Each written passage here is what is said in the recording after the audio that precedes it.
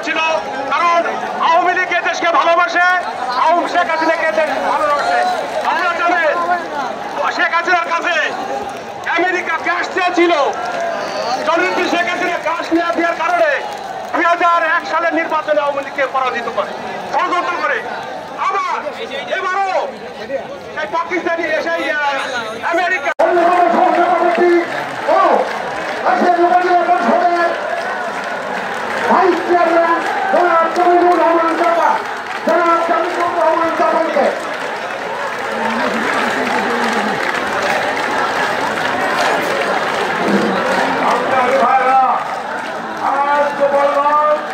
বাংলার মাটিতে আবার ফিরে আনবো।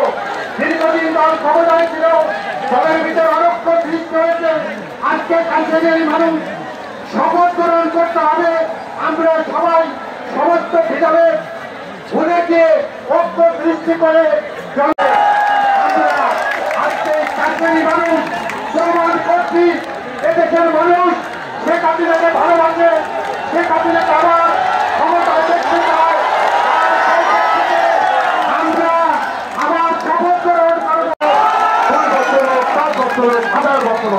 আমরা সেই আন্দোলন চালিয়ে যাবো।